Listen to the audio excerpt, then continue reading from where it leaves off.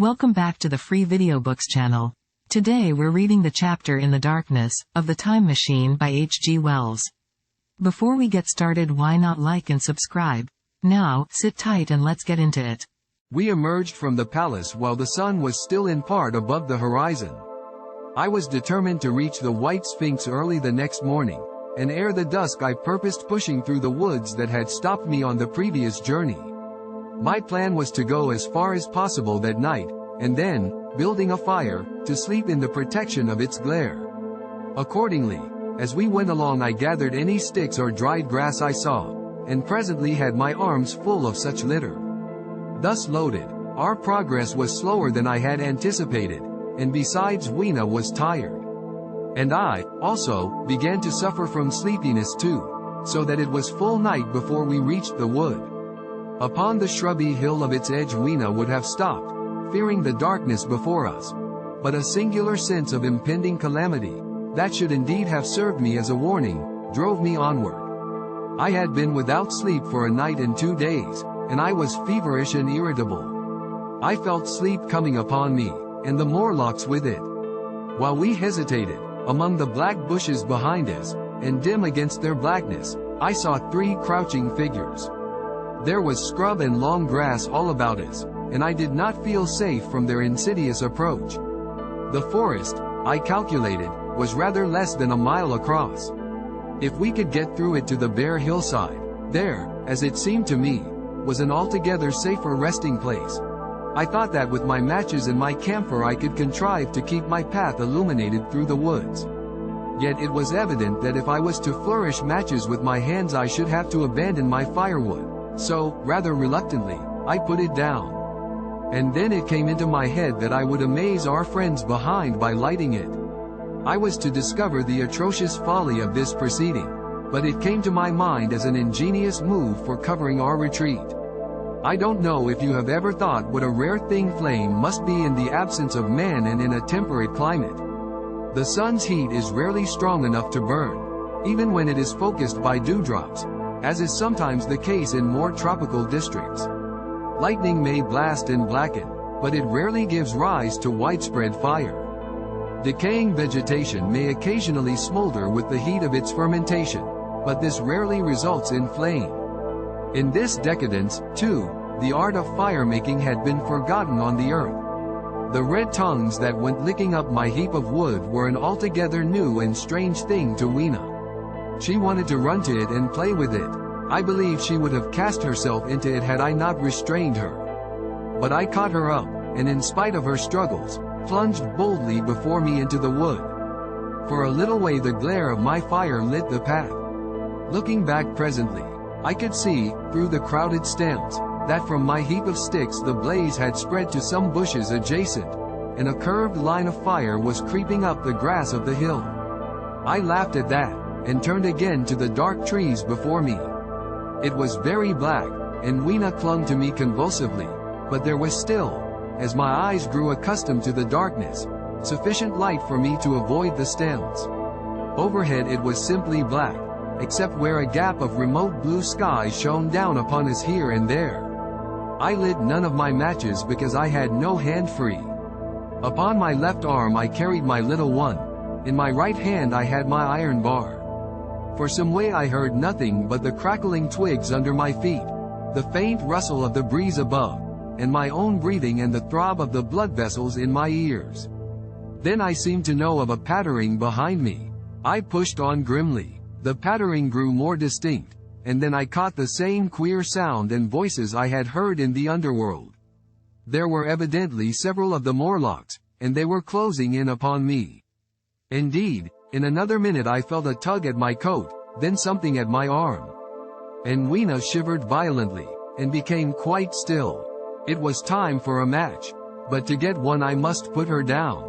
I did so, and, as I fumbled with my pocket, a struggle began in the darkness about my knees, perfectly silent on her part and with the same peculiar cooing sounds from the Morlocks. Soft little hands, too, were creeping over my coat and back, touching even my neck. Then the match scratched and fizzed. I held it flaring, and saw the white backs of the Morlocks in flight amid the trees. I hastily took a lump of camphor from my pocket, and prepared to light it as soon as the match should wane.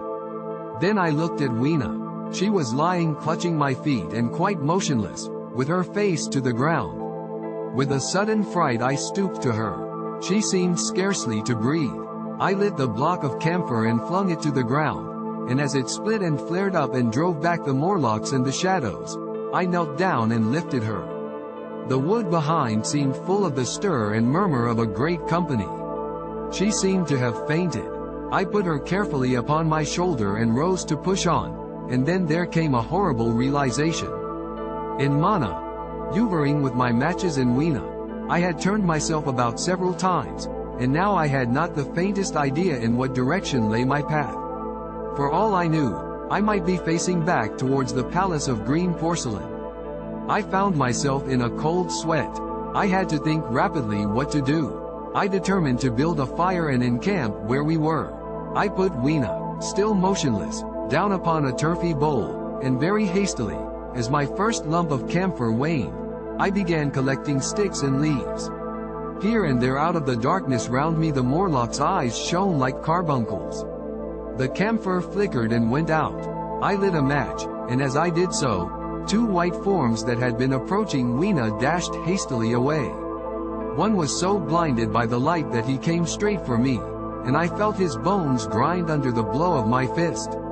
He gave a whoop of dismay, staggered a little way, and fell down. I lit another piece of camphor, and went on gathering my bonfire. Presently I noticed how dry was some of the foliage above me, for since my arrival on the time machine, a matter of a week, no rain had fallen. So, instead of casting about among the trees for fallen twigs, I began leaping up and dragging down branches. Very soon I had a choking smoky fire of green wood and dry sticks, and could economize my camphor. Then I turned to where Weena lay beside my iron mace. I tried what I could to revive her, but she lay like one dead. I could not even satisfy myself whether or not she breathed. Now, the smoke of the fire beat over towards me, and it must have made me heavy of a sudden. Moreover, the vapor of camphor was in the air. My fire would not need replenishing for an hour or so. I felt very weary after my exertion, and sat down. The wood, too, was full of a slumberous murmur that I did not understand. I seemed just to nod and open my eyes. But all was dark, and the Morlocks had their hands upon me.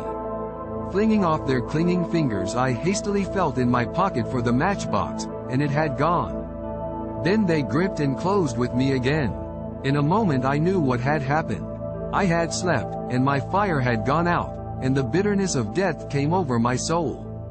The forest seemed full of the smell of burning wood. I was caught by the neck, by the hair, by the arms, and pulled down. It was indescribably horrible in the darkness to feel all these soft creatures heaped upon me. I felt as if I was in a monstrous spider's web. I was overpowered, and went down. I felt little teeth nipping at my neck. I rolled over, and as I did so my hand came against my iron lever. It gave me strength. I struggled up, shaking the human rats from me, and, holding the bar short, I thrust where I judged their faces might be. I could feel the succulent giving of flesh and bone under my blows, and for a moment I was free. The strange exultation that so often seems to accompany hard fighting came upon me. I knew that both I and Weena were lost, but I determined to make the Morlocks pay for their meat. I stood with my back to a tree, swinging the iron bar before me. The whole wood was full of the stir and cries of them. A minute passed. Their voices seemed to rise to a higher pitch of excitement, and their movements grew faster. Yet none came within reach. I stood glaring at the blackness. Then suddenly came hope. What if the Morlocks were afraid? And close on the heels of that came a strange thing.